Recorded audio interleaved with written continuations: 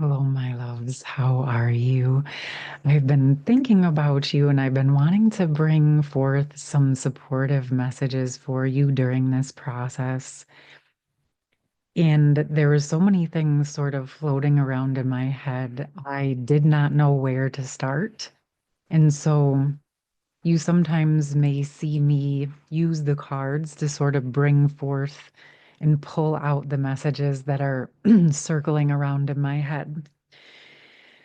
Let me know in the comments how you've been doing. I want to sort of just, yes, I want to open it up and see what wants to come through for those of you here with me. What's going to be the most beneficial messages for you when you find this? And yeah, we're just going to open it up today.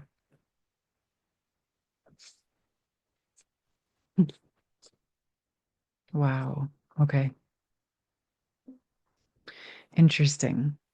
So, for those of you who are new here, I do have another channel, Harmonious Hearts, and it's kind of interesting because over there we've been talking about sort of how the old energies are coming up in the earth, the old war energies are coming up to be transmuted, especially as we just moved into Pluto and Aquarius, and then we have Mercury retrograde coming up. So the Devil card came out to get us started, and this is speaking to me about those fears and shadows and worries and let's call them opportunities that are being presented to the collective energies right now.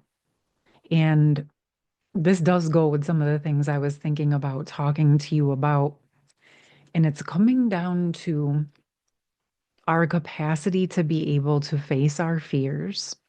Obviously, if as long as you're not in imminent and immediate danger, whatever fears are presenting for you, whatever might be coming up. And if you're doing okay, you might have people around you who are feeling scared or nervous or anxious about the fates of our future on this planet.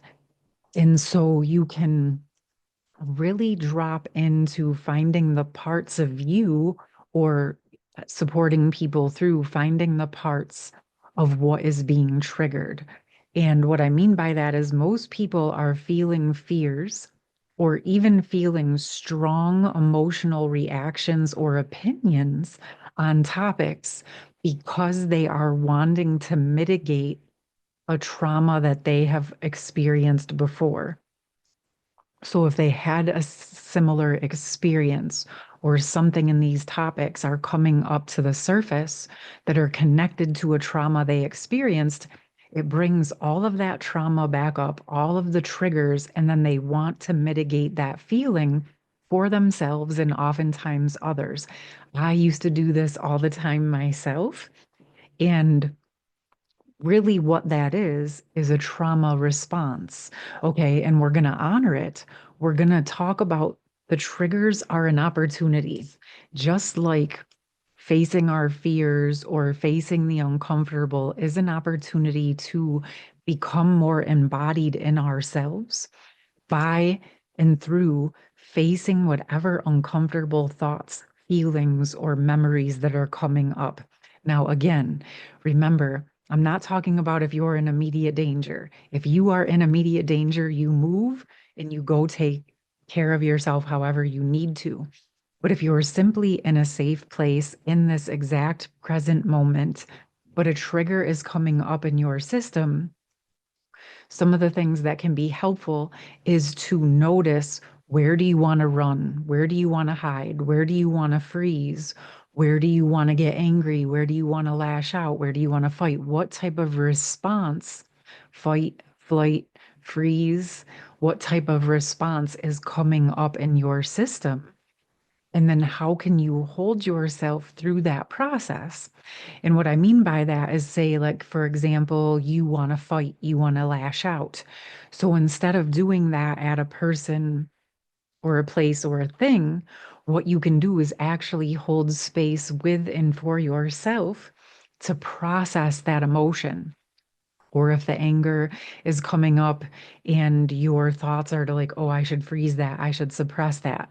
we're going to say, no, we're going to process it. So you can do things like write it out uncensored. The uncensored part is very important.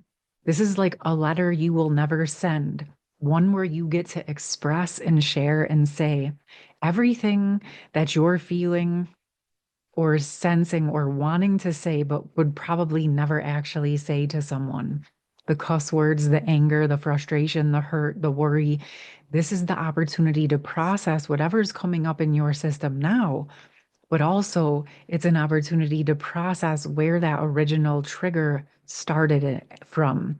So this is where you have this current trigger is that opportunity to heal deeper. And so when you allow yourself to hold space for yourself in an uncensored manner, you actually get to process the suppressed emotions and memories and triggers.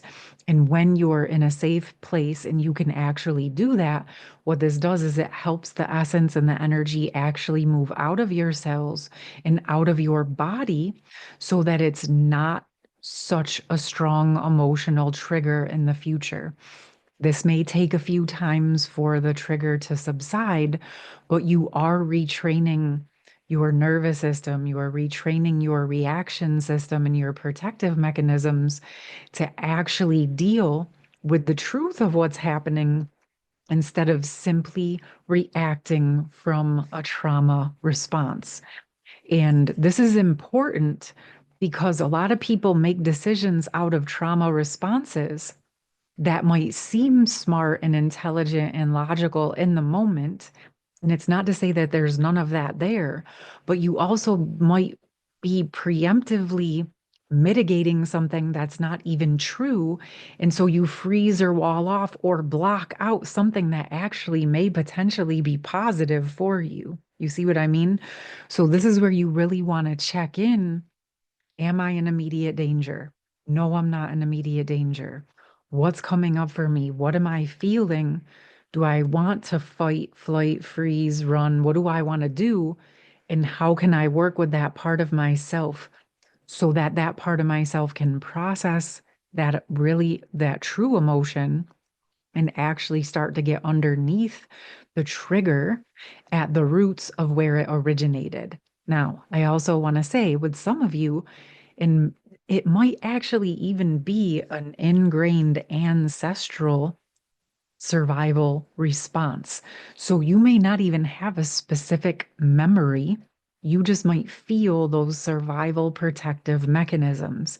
And this is where it's not necessarily so important that you know everything that's happening. It's more about, like I said, am I in immediate danger? No, I'm not in immediate danger. How can I work with my nervous system and my survival mechanisms to address that? Okay. We're not ignoring that the discomfort is there. We're not saying that we're going to agree to what makes us uncomfortable. We're simply addressing what the trigger is.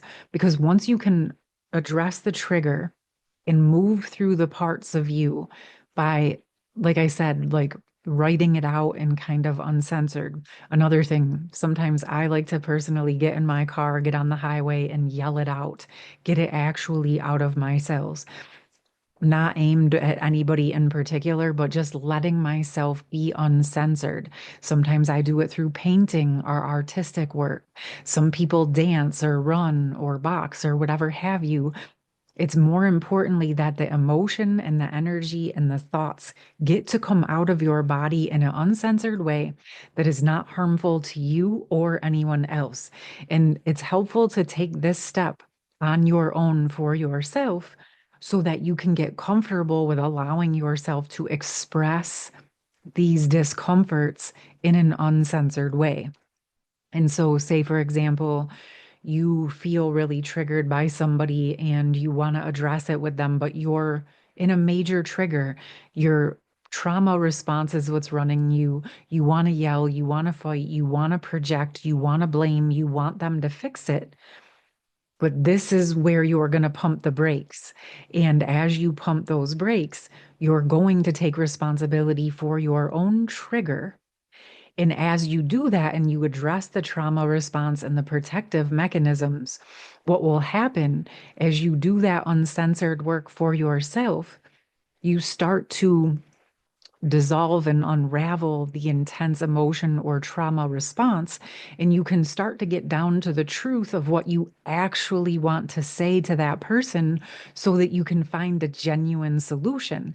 Because I'm sure many of you have experienced in the past like responding from a trauma response, yelling, screaming, wanting the other person to understand you, wanting them to fix it, wanting them to change their behavior, wanting them to understand your perspective, but you're totally and completely triggered and you're not actually taking into account their perspective or what they might be going through, or the fact that they might not actually be doing anything to harm you, but something about their tone or their look or something about the topic triggered something that happened to you 10 years ago with someone else completely different. And now you're bringing that forward into this relationship. Okay. This is why the self time out is very, very important.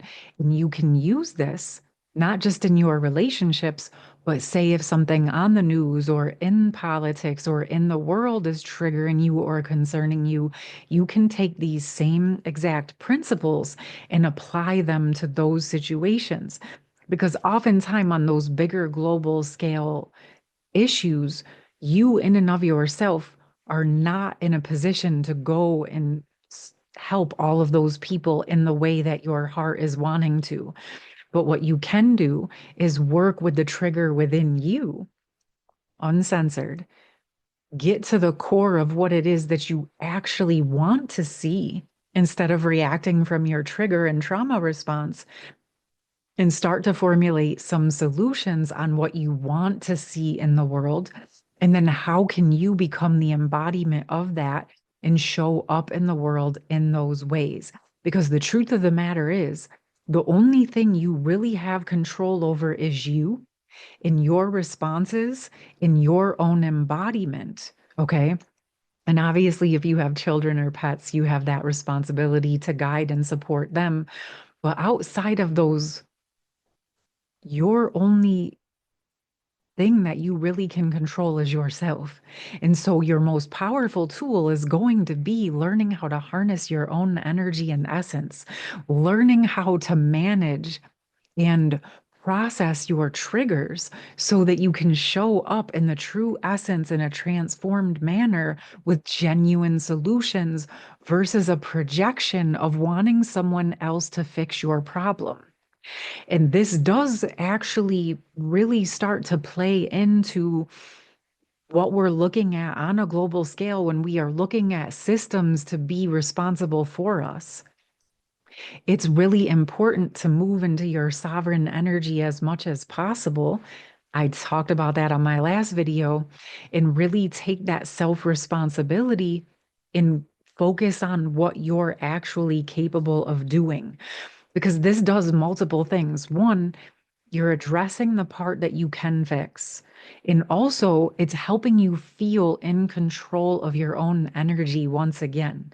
Within circumstances where you may feel like you're going to lose your power or lose your rights or lose, whatever support it is that you're wanting, you can reel that back in by learning to find that control within yourself, within your heart, within your true home, which is your own body.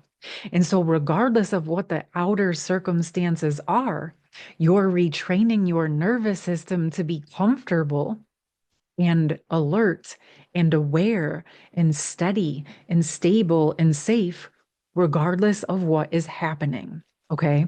And oftentimes, this is really retraining the nervous system to be able to process uncomfortable things.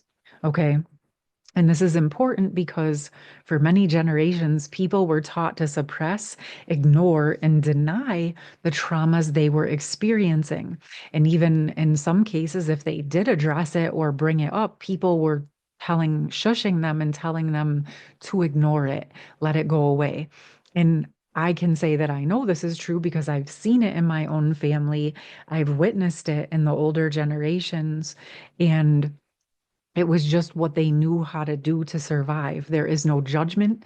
I wouldn't be here without my ancestors knowing how to survive. And so I'm grateful for that. But we've reached this precipice in time where we are ready to evolve. And part of our ascension on this planet is being able to process our triggers, transmute them, and embody into our true essence. Okay, my loves. I hope this was helpful. I know it's quite a bit of information. I hope that it's landing and making sense. It just felt important maybe to address this in a broader way because everybody is dealing with different things.